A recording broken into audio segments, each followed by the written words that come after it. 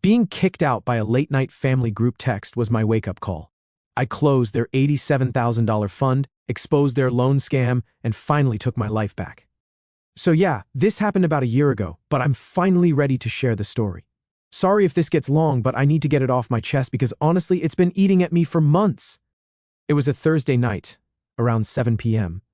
I remember the exact time because I'd just gotten home from a brutal client meeting that ran 3 hours longer than planned. I was heating up some leftover curry and thinking about finishing a quarterly report for my consulting firm when my phone buzzed. A group message. The whole family was in there. Mom, Dad, my Aunt Carol, even Uncle Jim, who never really participates in these digital family discussions. The message was from Mom, short and brutally direct. We've discussed it, and we think it's best if you step away from the family for now. Rebecca needs space. We all do. I just stared at my phone for a full minute. The kitchen was dead silent except for the microwave humming. I read it 3 times to make sure I wasn't misunderstanding. My Aunt Carol reacted with a thumbs up emoji within 30 seconds. Just like that, a simple thumbs up to cutting me out of the family like I was some toxic acquaintance they needed to block. Uncle Jim added, "This is hard but necessary." Dad stayed silent, which somehow hurt more than if he'd piled on. I sat down at my kitchen table, curry getting cold, and typed back, "Understood. I'll respect that and step away from the family. Take care." I wanted to say more. I wanted to ask what I'd done wrong, wanted to defend myself, wanted to point out the irony of them cutting off their primary financial support. But I didn't. I hit send and put my phone face down on the counter. That night, I couldn't sleep. I kept replaying that message over and over, the casualness of it, the finality, the coordinated nature. They'd clearly discussed this without me, made a group decision about my place in the family like I was some kind of problem to be solved. Around 3 a.m., lying there staring at the ceiling, something clicked.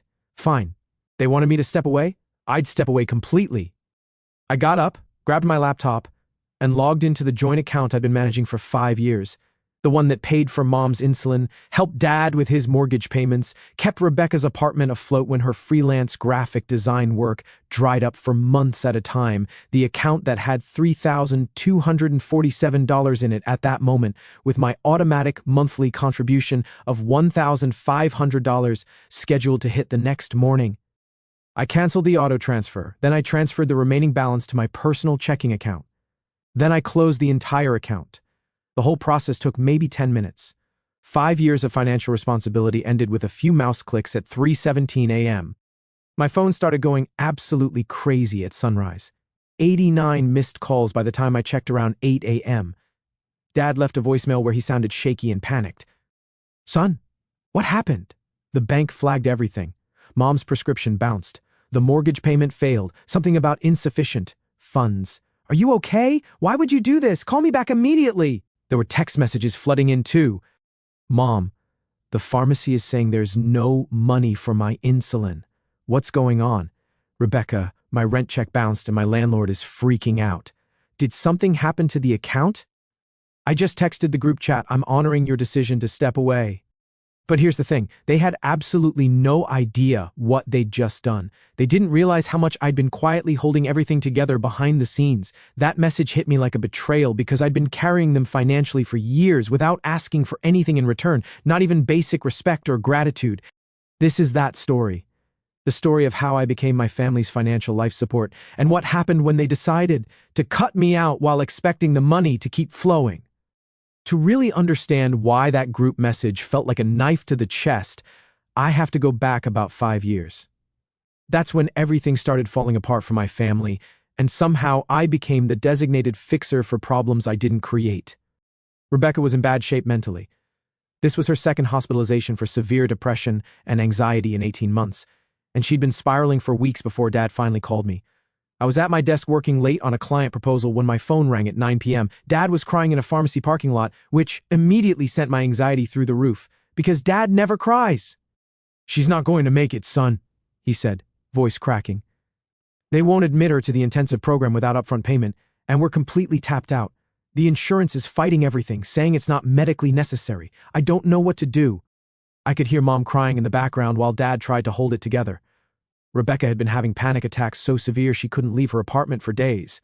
She'd lost her job at the marketing firm because she'd stopped showing up. Her savings were gone. Their savings were gone from helping her through the first crisis. I was 27 then, working insane hours as a business consultant but making decent money, around $85,000 annually, which felt like a fortune after growing up in a family that always struggled financially. That night, I didn't even hesitate. I logged into my savings account and transferred $15,000 directly to the treatment center. Just like that, my emergency fund was gone in one transaction. Everyone called it a miracle when Rebecca got stable after 3 months in the program. She came home looking healthier, talking about coping mechanisms and therapy techniques. The whole family treated it like divine intervention, but nobody ever mentioned that I'd made it possible. Nobody offered to pay me back either. Not that I expected it really, but some acknowledgement would have been nice. But that was just the beginning. Within 6 months, Mom was diagnosed with type 2 diabetes, and her medication costs were astronomical. Dad's hours got cut at the warehouse where he'd worked for 15 years, some corporate restructuring nonsense that eliminated half the full-time positions. Every time something went wrong, every time another bill came in or another crisis hit, they'd call me. At first it was small stuff, just $300 for this month. We'll figure it out next time. But then Rebecca moved out and immediately fell behind on rent. Then Mom needed dental work insurance wouldn't cover. Then Dad's car needed major repairs, and without it, he couldn't get to work. One evening, after a particularly stressful day, Dad called with a proposition. "Son, we were thinking, would you be willing to help us set up something more permanent, like a family emergency fund? We hate asking you for money piece by piece like this." I was single, working 80-hour weeks, making good money. I lived in a small one-bedroom apartment, drove a 10-year-old Honda, and had no social life because I was always either working or dealing with some family crisis. It made sense, right? They needed stability. I had the means to provide it. So I set up the account in my name and started routing payments through it. Mom's prescriptions, Rebecca's therapy co-pays, Dad's car payment when he fell behind, even their phone bills sometimes when things got tight. When they fell behind on other stuff, they gave me access to all their passwords and account numbers, not because they trusted me exactly, but because they didn't want to deal with the hassle of managing their own financial disasters. They called me the responsible one, but what they really meant was the convenient one. The one who could be counted on to solve problems with money instead of requiring them to make difficult choices or sacrifices. My life turned into an elaborate ledger of quiet sacrifices. I downgraded my apartment to a cheaper place in a worse neighborhood. I stopped taking vacations. I couldn't afford them anymore. I ate instant ramen and peanut butter sandwiches for dinner, more nights than I care to admit. Also, I could keep being their financial safety net. The crazy part? None of them ever asked how I was doing, not once. When I'd show up to family dinners exhausted from working 7 days a week, they'd barely acknowledge me before diving into discussions about Rebecca's latest crisis, Dad's job search, or Mom's latest doctor appointment. I became a background figure who existed solely to solve financial problems. I started keeping track of everything in a spreadsheet, not to be petty, but because the amounts were getting so large I needed to understand where my money was going. By year 3, I was contributing over $1,800 monthly on top of random emergency payments that could be anywhere from $200 to $2,000. The worst part was watching them make the same mistakes over and over. Rebecca would get stable, start freelancing again, then take on too many projects, burn out, and disappear for weeks. Dad would get temp work, spend the first paycheck on unnecessary stuff, then panic when rent was due. Mom would skip her medication to save money, end up in the emergency room, and create a medical bill that wiped out any savings. Whenever I tried to suggest they needed to change their patterns, I became the bad guy. "You don't understand what it's like to struggle," Rebecca would say. "Easy for you to judge when you have a steady paycheck," Dad would add. I hadn't grown up in the same struggling household, like I hadn't worked my way through college while they took on debt. Like success had just fallen into my lap. The thing about being everyone's bailout is that it becomes expected incredibly fast. What started as emergency help became routine support, and routine support became entitlement. Rebecca got into a terrible car accident in 2020, completely not her fault. Some drunk driver ran a red light and T-boned her. She was in the hospital for a week with a broken collarbone and concussion. While she was recovering, the insurance company started playing games, disputing liability, delaying payments, making her life miserable while she dealt with physical therapy and trauma. I paid for the personal injury attorney, $5,000 retainer, just like that. The lawyer said the case was a slam dunk, but it might take 18 months to settle. Meanwhile, Rebecca couldn't work because of the head injuries and was having panic attacks about driving. Then she moved in with this guy Tyler, who was definitely bad news. I met him once at a family barbecue and immediately got sketchy vibes. He was one of those guys who talks big about his business ventures but never seems to have any actual income. He'd order expensive meals when we went out but somehow never had his wallet. Classic mooch behavior. Rebecca was completely infatuated, though. She moved into his apartment and started talking about how they were going to start a creative agency together. Within 3 months, she discovered he'd been using her credit cards to fund his business ideas and cheating on her with his ex-girlfriend. When she finally left him in the middle of the night, she fled with just her laptop and a suitcase. I sent her $1,200 for a hotel and groceries while she looked for a new place, then covered her security deposit and first month's rent when she found a studio apartment. Never saw a dime back from any of it, but at least she was safe. They never asked where all this money was coming from. They never saw the spreadsheet. I kept to track my own expenses while trying to stay afloat. They just expected it, like I was some kind of government assistance program that existed solely for their benefit. The breaking point started around Christmas 2 years ago. I'd been particularly stressed about work. We were in the middle of a major client transition that required me to work basically every waking hour for 6 weeks straight. I was surviving on energy drinks and takeout, sleeping maybe 4 hours a night, pushing myself to the absolute limit. Rebecca texted me on December 23rd, asking if I could buy her new tires for Christmas. Not requesting, just asking if I could do it, like it was a given that I would. Her car needed 4 new tires. She'd gotten a quote for $800.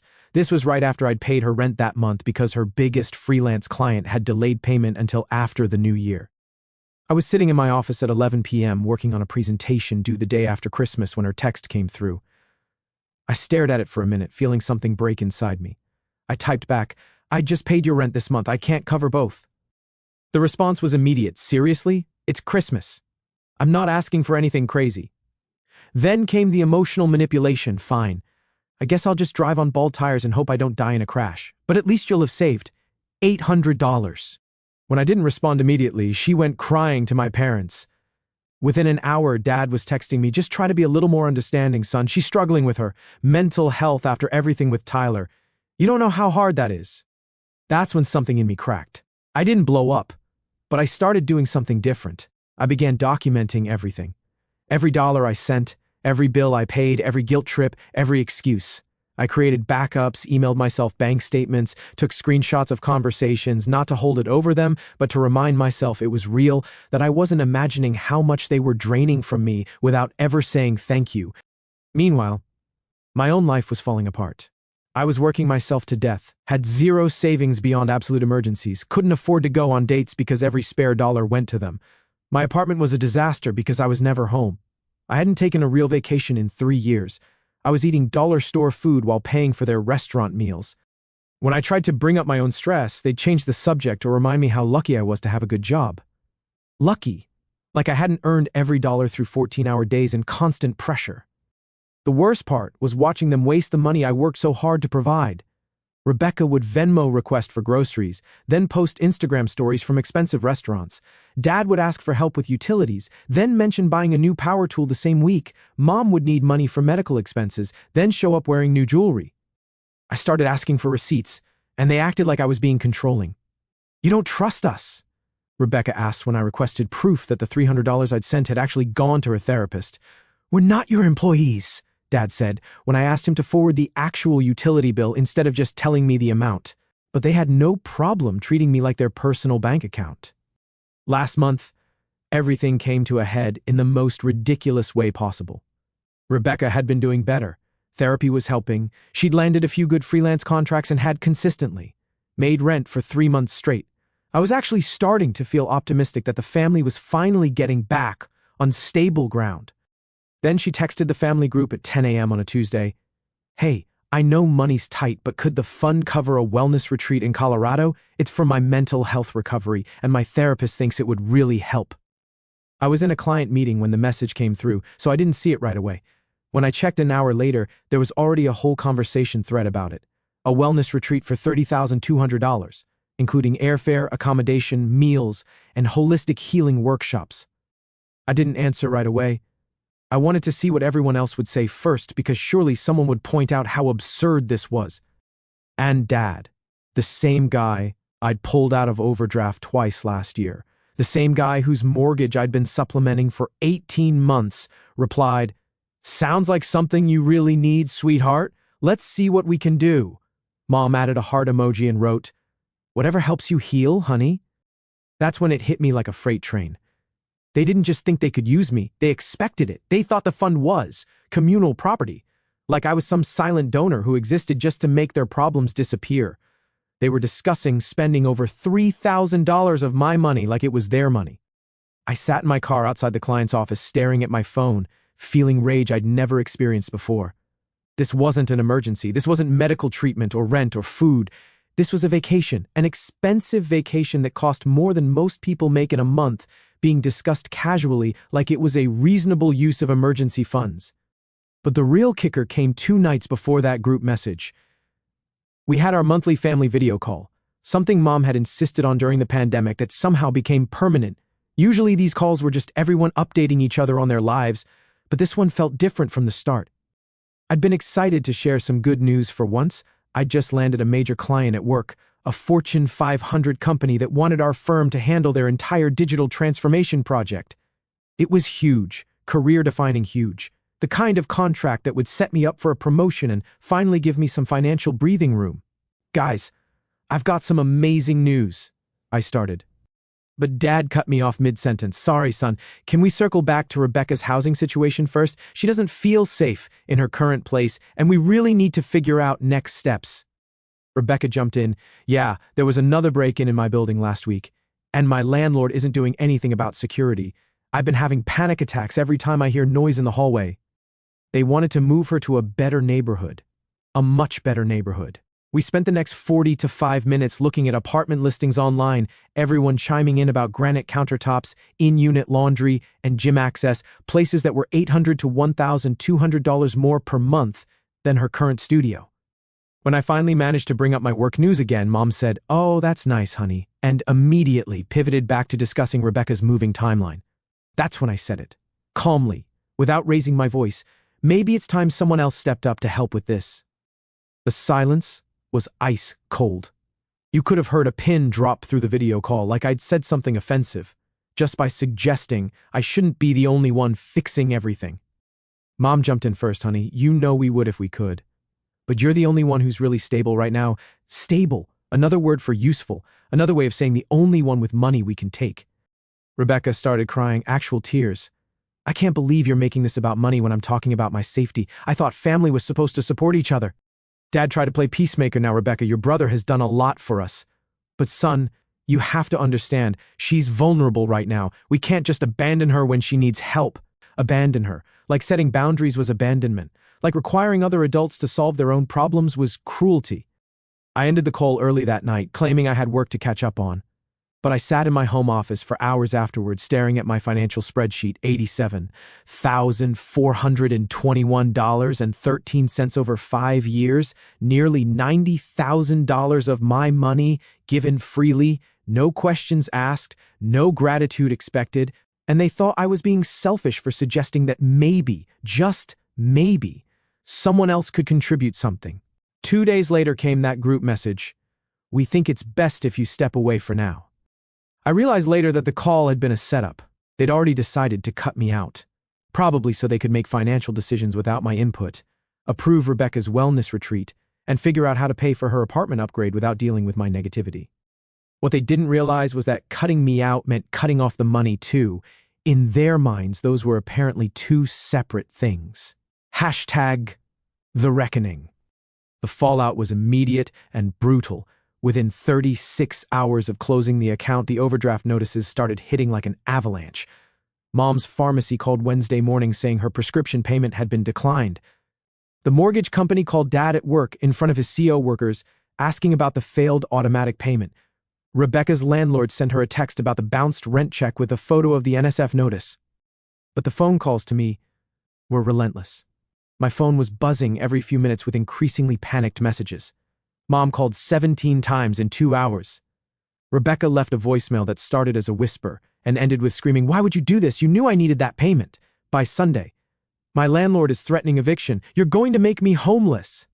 The texts were even worse. Dad sent voice note after voice note like a man completely losing it. "Son, The mortgage bounced. The bank hit us with a $35 NSF fee, and now we're short for next month too. I thought you handled the insurance payment, but that bounced too. The car insurance lapsed, and now they're saying we need to pay double to reinstate it. What did you do to the utilities account? Cumd is saying we're 3 months behind, but I thought you were covering that. The bank locked our checking account. They said there were multiple red flags from all the failed transfers. You need to fix this right now. Fix this. Like I had broken something instead of just stepping back like they'd explicitly asked me to do. The desperation in their voices was something I'd never heard before.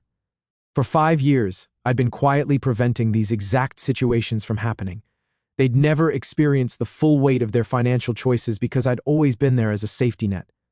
Now, they were free-falling and suddenly realized how high up they'd been.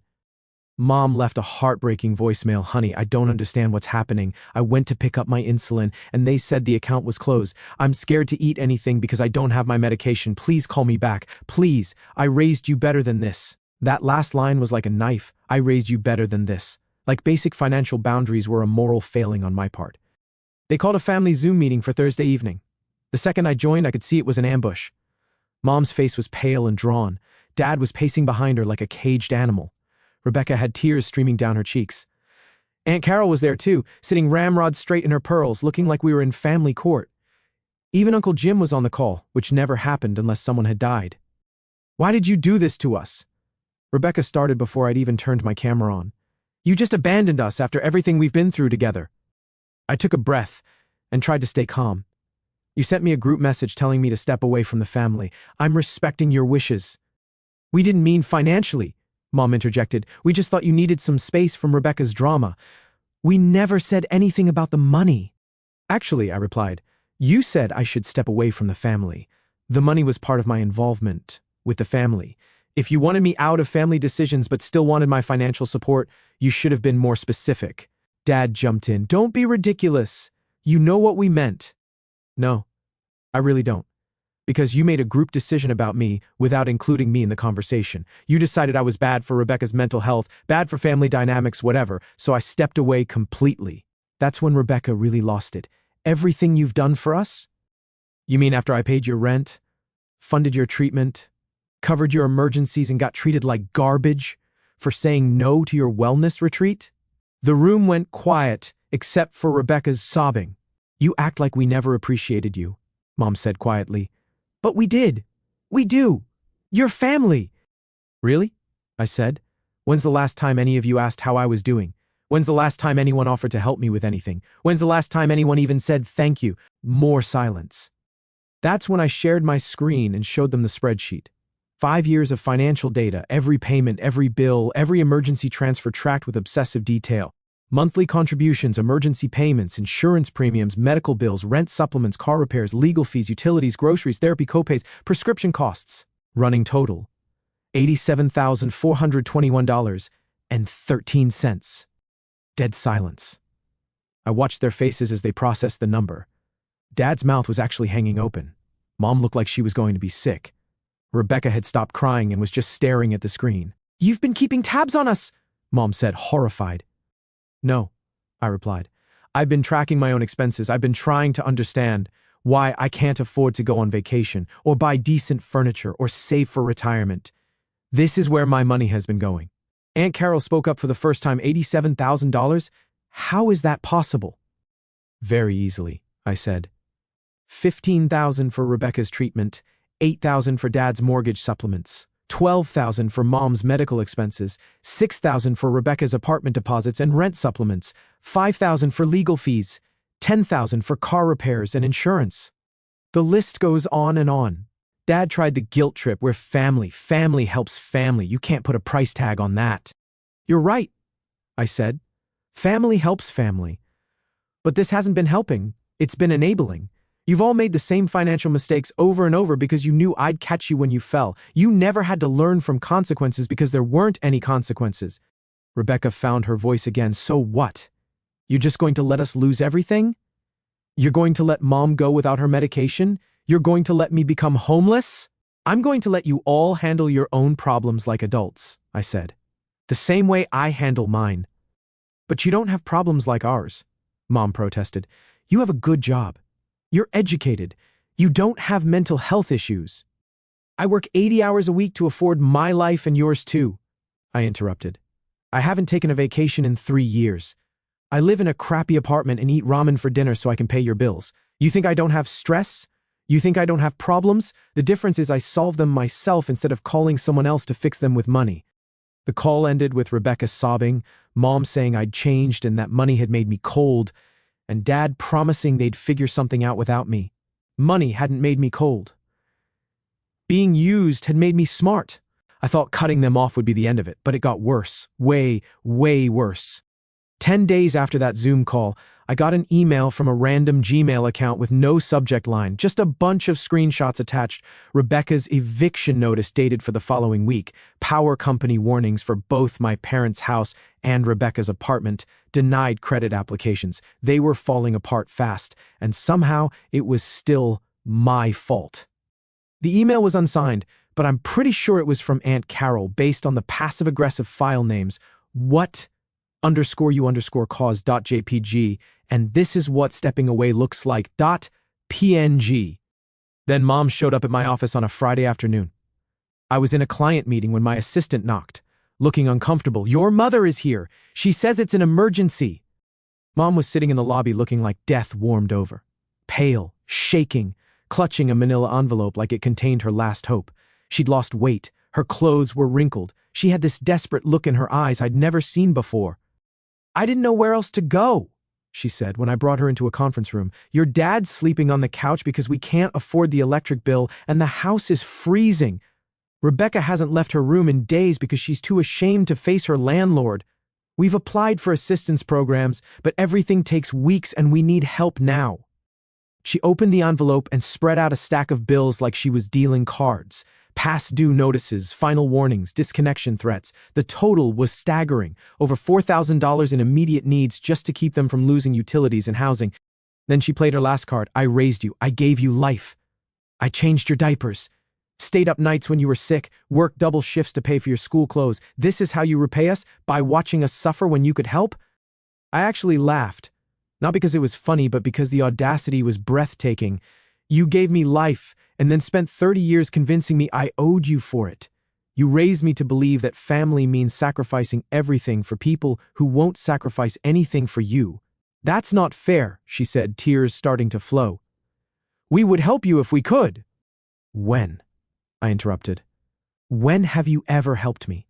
When I was working 3 jobs to pay for college, when I was eating pasta every night so I could send you grocery money, when I haven't been on a date in 2 years because every spare dollar goes to your family emergencies? She didn't have an answer for that. But the real bombshell came a week later. I was at home on a Saturday morning, finally enjoying a leisurely breakfast for the first time in years, when a thick envelope arrived via certified mail, bank letterhead marked urgent fraud investigation. Inside were 20 pages of documentation about a business loan application that had been flagged by their fraud department. Someone had applied for $80,000 using my name, social security number, and the tax ID from the family fund account. The business was called Rebecca Grace Recovery Services LLC, supposedly a consulting company providing mental health services to corporate clients. Complete fiction. The signature on the application looked like mine, but was just different enough that a handwriting expert would spot it as a forgery. Mom and Dad were listed as co-signers, which meant they were directly involved. If I hadn't closed that account when I did, the loan might have gone through. They'd apparently been planning this for weeks, maybe months. They weren't just using me, they were trying to frame me for a loan I never agreed to take. The whole step away from the family thing wasn't spontaneous hurt feelings, it was a calculated setup. Cut me from the fun discussions, but keep my name and social security number attached, take the money, and let me deal with the legal and financial consequences. I spent that entire weekend filing reports with everyone I could think of, the bank's fraud department, the police, the IRS, the state attorney general's office, the credit reporting agencies. Every keystroke felt like therapy. Every form I filled out was another step toward protecting myself from people who were supposed to love me. The police detective assigned to the case looked like he'd seen everything twice. Family fraud is more common than you'd think, he told me. Usually it's parents stealing from kids, but sometimes it goes the other way. This situation, though, family members trying to use someone as a financial resource while simultaneously setting them up for fraud, that's a new one for me. He walked me through what would happen next. They'd investigate the loan application, interview everyone involved, possibly press charges depending on what they found. He advised me to freeze my credit, change all banking passwords, and document every interaction I'd had with my family regarding money. "You did the right thing closing everything when you did," he said. "If this loan had gone through, you'd be on the hook for $80,000 plus interest, and proving you didn't authorize it would have been a nightmare." When the investigators contacted my parents, Dad called me that evening, crying, not apologizing, crying because they got caught. His voice was shaking as he tried to explain. "We were desperate, son, really desperate. Rebecca was going to be homeless. Your mother was rationing her insulin. I thought I might lose the house. We thought if we could just get enough to stabilize everything, we'd find a way to pay it back before you ever found out." "You thought you'd commit fraud in my name and I'd never find out?" I said, incredulous. "We didn't see it as fraud. We saw it as borrowing from family. You've always been there for us, and we figured this was just a more formal way of getting help." "A more formal way? You forged my signature on a loan application. You used my social security number without permission. That's not borrowing from family, that's identity theft." He was quiet for a long moment. "I know how it looks, but we never meant to hurt you. We were just trying to survive. By destroying my credit and potentially making me liable for a loan I didn't take. What if I hadn't caught this? What if the bank hadn't flagged it? I could have been ruined financially and never known why." That was the last conversation we had. Because what do you say to someone who thinks loving you means they're entitled to steal from you? It's been almost a year now since I closed that fund. Since the 3 a.m. phone calls, the 89 missed voicemails, since they tried to forge my name on an $80,000 loan application. And I can honestly say, I've never been happier. The first few months were rough, I won't lie. I felt guilty constantly, second-guessing myself every day. I'd wake up wondering if Mom had been able to afford her medication, if Rebecca was sleeping in her car, if Dad had lost the house. The programming of 30 years doesn't just disappear overnight. But with time, therapy, and distance, the guilt faded. I started sleeping through the night. I took my first real vacation in 5 years. I bought furniture that wasn't from Craigslist. I went on dates. I saved money, actual money for my own future. I'm not telling this story for pity or revenge. I'm telling it because someone out there is probably in the exact same position I was, being slowly drained by the people who are supposed to love them most, convinced that saying no makes them a bad person. You're not a bad person for setting boundaries. You're not a bad person for protecting yourself. And you don't owe anyone your entire life just because they share your blood. Family is supposed to be a two-way street. If they treat you like an ATM with abandonment issues, you're allowed to close the account. I did. And I've never looked back.